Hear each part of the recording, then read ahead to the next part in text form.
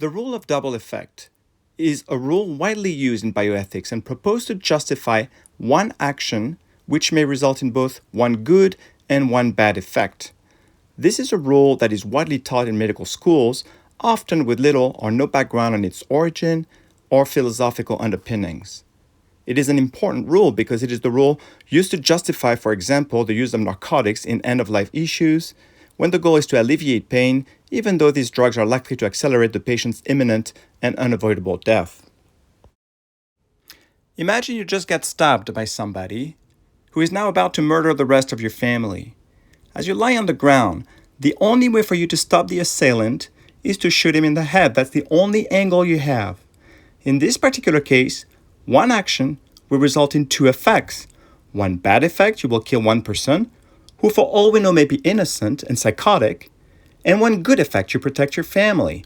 Is this a morally permissible action? According to the rule of double effect, it is. Why? Because the following conditions are fulfilled. Number one, your intention is to protect your family, not to kill anybody. The attacker's death is a foreseen but unintended consequence. 2. The bad effect is not the means by which you bring about the desired consequence. If you could avoid killing that assailant, you would. And finally, 3. The good outweighs the bad, or as philosophers would put it, there is proportionality. Well, that seems right, but let's look now at a different example. This time, you need to find $1 million to pay for an expensive, life-saving operation for your child. You happen to be out on a fishing trip. Your friends just showed you a winning lottery ticket for $1 million, but refuses adamantly to share the prize with you. You decide, for the sake of your family, to shoot your friend. One action with two effects.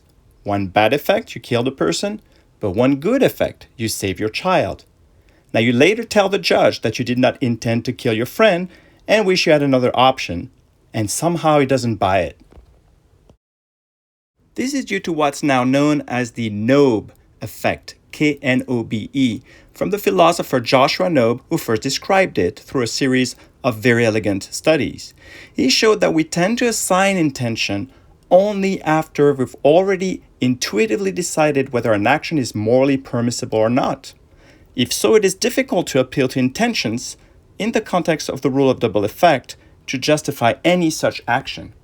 So what exactly is an intention? This is a very complex and debated concept, but we can summarize it as follows.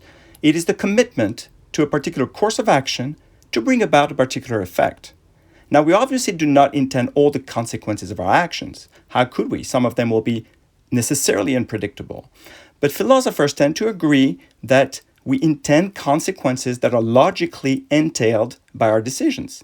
If I commit myself to an action to bring about A, I necessarily commit myself to not bringing about non-A. For example, if I decide to stay after work to write a paper, I will also intend to miss my son's basketball practice. Because of the a priori assumptions of the rule of double effect, namely that one action will bring about a good and a bad effect, these logical constraints are substituted by situational constraints. So just as in the former example, the action entails A and therefore not non-A, A and not non-A are therefore both intended.